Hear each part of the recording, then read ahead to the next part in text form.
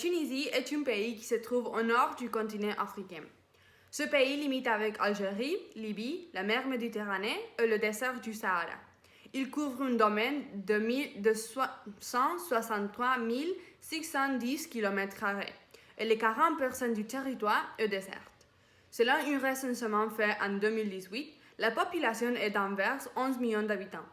Le nom officiel du pays est République tunisienne et le nom du capitale, Tunisie, lui donne le nom sur lequel nous le connaissons communément. Voilà le drapeau de la Tunisie. Les croissants de lune et l'étoile sont des symboles traditionnels d'islam et indiquent que la Tunisie faisait part de l'Empire ottoman. La couleur rouge a également été empruntée aux Ottomans. Le drapeau national a été récupéré avec l'indépendance de la France, qui avait été modifié en 1881 lorsque la domination coloniale française a été établie. La langue officielle est l'arabe, mais le français est également très répandu. Dans le sud, la langue des premiers habitants appelée berbère est parlée et dans les zones touristiques, nombreuses personnes parlent l'espagnol et l'anglais. En ce qui concerne le climat de la Tunisie, les étés sont courts, très chauds, secs et sans nuages, et les hivers sont longs, froids, venteux et partiellement nuageux.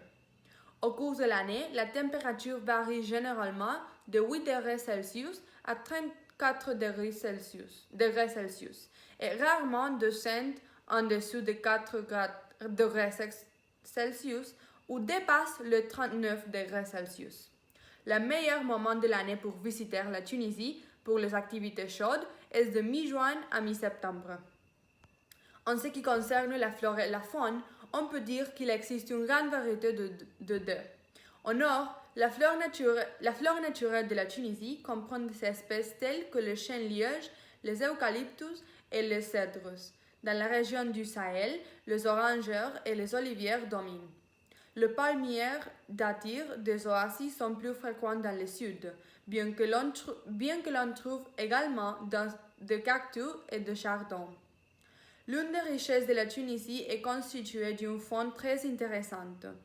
Parmi les animaux les plus typiques du pays figurent les gazelles, hyènes, lynx, loutres, tortues, chacals, mangoustes, cochons sauvages, sangliers, renards, chats sauvages, scorpions, wapitis, autruches, mouflons, renards du Sahara, hadars et l'oryx emblématique. Il est également très courant de voir des aigles dans le ciel. Les vipères de sable et les serpents à sonnet cornu vivent également en Tunisie.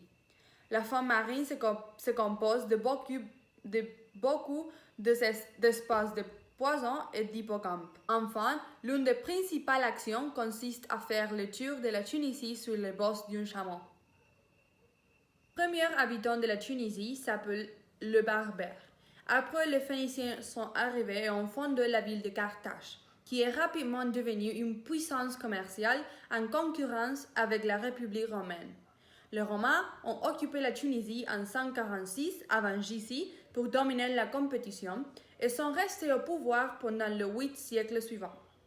Dans l'année 697, la Tunisie est passée aux mains des musulmans et envers l'an 1547, les Ottomans ont acquis le pouvoir du pays.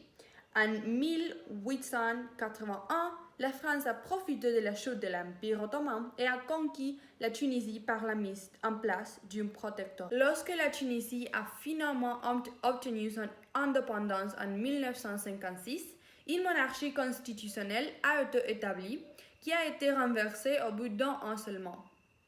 En 1957, la Tunisie a été déclarée république et le président Habib Bourguiba a régné pendant 3 décennies. De 1987 à 2011, Sine El Abidine Ben Ali a statué.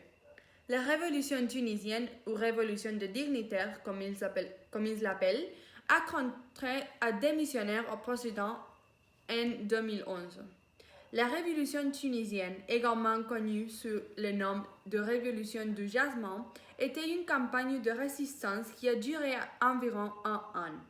Il était basé sur des manifestations pacifiques sous forme de grèves laïques. Après la Révolution, un gouvernement provisoire a été établi.